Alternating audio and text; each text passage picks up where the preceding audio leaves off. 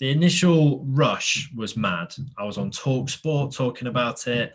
I was in various news channels. Dan Walker retweeted it and Five Live Breakfast retweeted it. It was mental. But none of the supermarkets, although they all interacted with the tweet, I was then messaging them and no one replied, and it kind of dried up, which was frustrating. The response has largely been incredibly positive.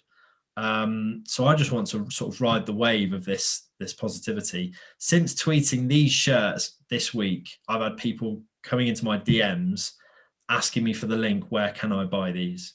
There are people with their wallets open, ready to buy these. So over to Aldi, really.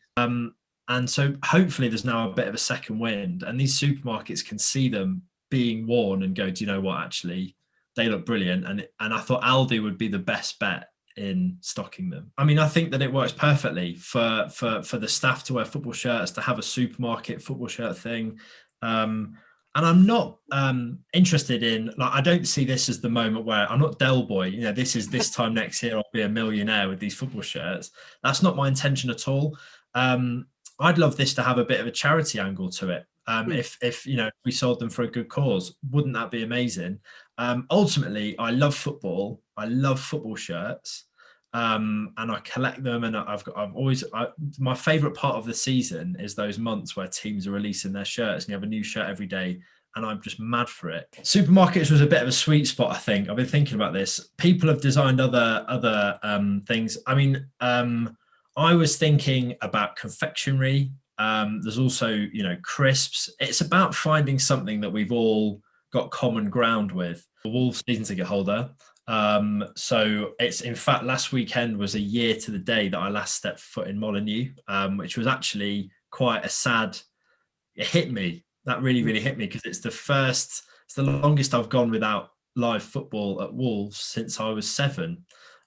Which is basically my living memory. So that was tough.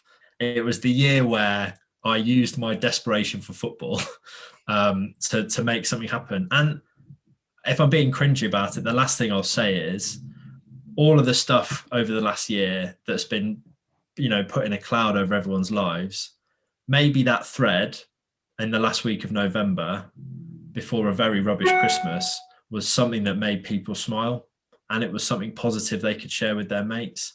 And maybe there was someone who was really struggling who saw that, and it gave them it gave them a bit of a boost, which they weren't getting from somewhere else, to see their favorite supermarket in football shirt form. And that is a privilege, to have been able to have maybe, you know, shone a bit of light into people's lives at a time where there wasn't much.